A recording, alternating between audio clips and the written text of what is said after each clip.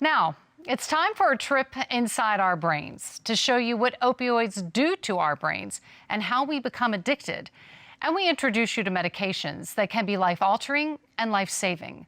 But first, some families willing to share their stories of what happened when opioid addiction entered their lives.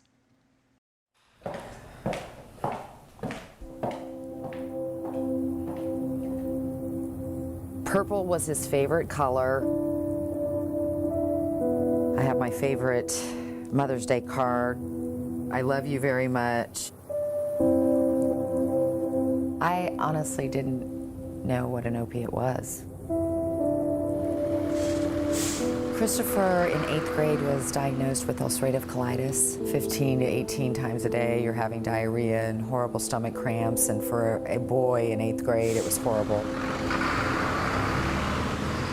By the time Cammie Wolf Rice's son was a senior in high school, he had surgery to remove his large intestine. He had so many complications. He was in the hospital for 70 days, on morphine for 70 days.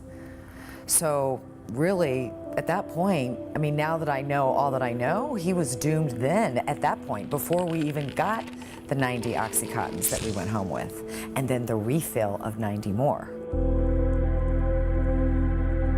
I was timing it. I was like, okay, honey, you just need to stay one more hour, you can have a pill.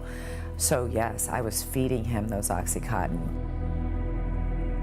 There was never a conversation, ever, about anything about addiction. I've never in my life seen my mom so happy. It's so important to me. Christopher was out of college and living at home before Cammie would learn her son had never stopped taking opioids. I was talking to Christopher at the table, and he literally fell asleep at the table in conversation. I can't even tell you how shocked I was.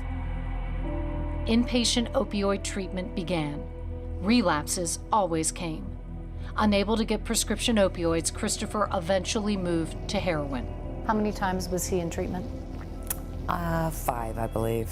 5 different treatments. This is a bracelet that the Cambodian grannies made. On a trip with his mom to Cambodia to visit the school she and her husband had opened for children there, Christopher overdosed and died in their hotel room while she slept. There's nothing worse. There's nothing worse than a parent losing their child. There's not even a word for it, because there is no way to describe it. And I'll never be okay. I'll never. Every morning I wake up, I think the first thing when I open my eyes is another day without Christopher. Look at this smile on him. He's just beautiful. In those 5 times in treatment, Cammie's son was never offered medication-assisted treatment. The first time I heard about it, I was in a meeting with a doctor. I got in my car and bawled like a baby because he didn't have that opportunity.